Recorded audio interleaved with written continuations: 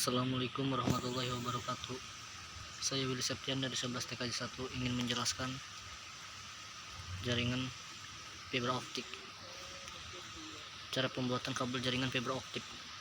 Pembuatan kabel jaringan fiber optik traveling sangat rumit karena dilakukan dengan cara menarik bahan dasar berupa kaca yang telah dicairkan hingga kental, hingga akhirnya diperoleh serabut atau serat kaca dengan penampakan tertentu.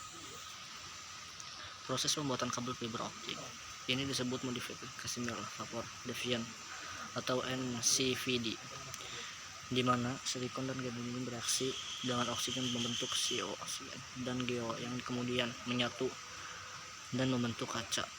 Butuh waktu hingga beberapa jam untuk melakukan proses ini.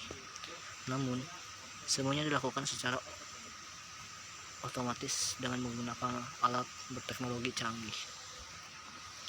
Setelah proses pertama selesai, kaca yang dihasilkan kemudian dimasukkan ke dalam sebuah alat yang disebut fiber drawing tower guna dipanaskan hingga mencapai 1900 sampai 2200 derajat Celcius hingga akhirnya kaca tersebut meleleh. Berikutnya, lelehan tersebut jatuh melewati laser mikrometer hingga akhirnya membentuk serabut atau serat kaca.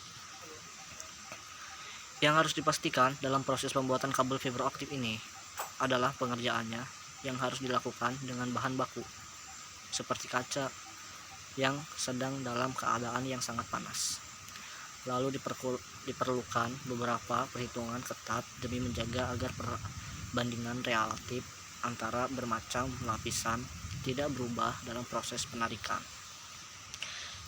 Cara kabel fiber optik mentransmisikan data.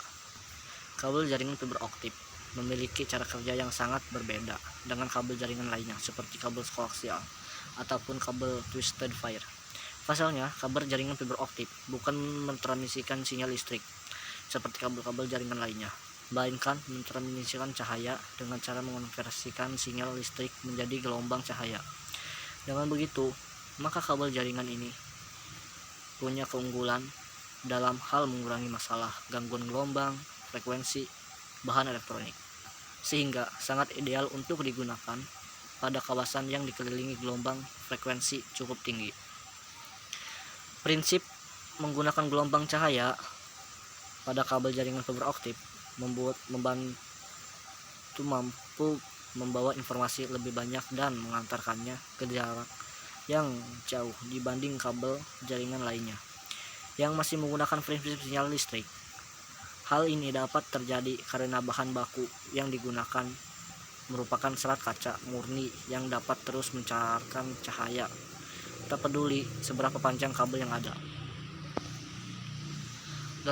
Dalam prosesnya, cara kerja fiber optik adalah dengan memanfaatkan cermin yang menghasilkan total internal reflection relaksi total pada bagian dalam serat kaca. Analogi sederhana mengenai cara kerja kabel fiber optik dalam mentransmisikan gelombang cahaya kira-kira seperti ini. Jika Anda sedang berada di sebuah ruangan yang gelap dengan sebuah jendela kaca, kemudian Anda mengarahkan cahaya senter dengan posisi 90 derajat tegak lurus dengan kaca, maka cahaya senter akan menembus ke luar ruangan. Namun kondisinya akan berbeda jika cahaya senter tersebut diarahkan ke jendela berkaca dengan sudut yang rendah hampir paralel dengan cahaya aslinya. Maka kaca tersebut akan berfungsi menjadi cermin yang akan memantulkan cahaya senter ke dalam ruangan. Seperti itulah yang terjadi pada serat optik, di mana cahaya berjalan melalui serat kaca pada sudut yang rendah. Sekian dari saya. Wassalamualaikum warahmatullahi wabarakatuh.